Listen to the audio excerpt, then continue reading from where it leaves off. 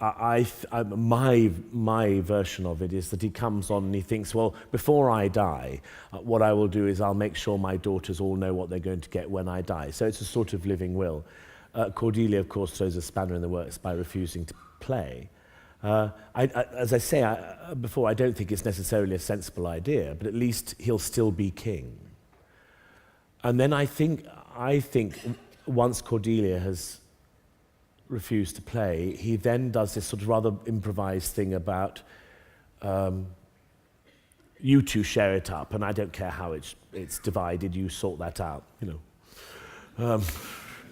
In other words, you start a civil war, and I'll go around with 100 knights, and that's a sort of improvised moment, and then I'll keep, you can still call me king, but I won't do any work. And I think all that is part of the improvisation, and also part of, which we'll get onto later, his condition, which I think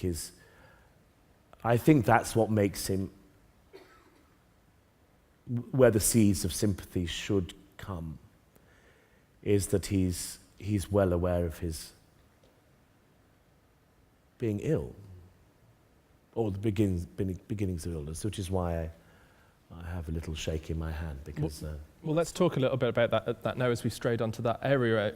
You have a number of doctor siblings, and I know that that one of them provided you access to a very particular strand of research that I think... Actually, that was my nephew. Oh, excuse me. Who's coming to the end of his training as a doctor at Bart's. And I've never done this before, and this might be in the programme, but I've never done this before with a Shakespeare play, which is I've noticed that when I did Iago or Hamlet, I didn't sit there thinking, oh, I really must look at grief, or I really must look at jealousy. In a sort of research type way. But in this one I thought, I bet Shakespeare, being the acute observer of human nature that he is, will have studied old men. So I thought, I'm going to do a bit of research that's sort of within the play. I do lots of research, fun enough, I love things like publication dates and all the anarchy stuff. I love all that. But this is the first time I sort of took a subject that was actually within the play and decided I needed to look at it properly.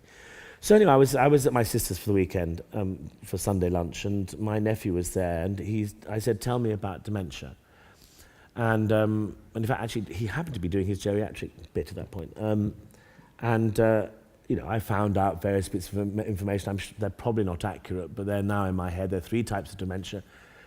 And then we found this article by, and I'm afraid I can't remember his name, a particular psychoanalyst, about analysing Lear, which is a sort of party game that psychoanalysts do. You can find, you know, essays about Ophelia, and it's quite fun. Anyway, his analysis of Lear was this one called Lewy Body Dementia, which is not Alzheimer's and not vascular dementia, and it seemed to fit rather neatly into what Lear seems to be suffering. There are various things like hallucinations, which is a particular sign of it. It goes in state. Alzheimer's tends to be I believe, please correct me if I'm wrong, but it tends to be a slow decline, whereas Lewy body goes in stages. Lewy body is very quick. Hallucinations, and the hallucinations are always frightening. You don't see angels at the end of your bed, you see dogs, which of course Lear sees. And I thought, and that's fascinating, and it has a particular, it's sort of linked with Parkinson's, it has a particular shake of the hand, which they call rolling the pill, I don't know quite why.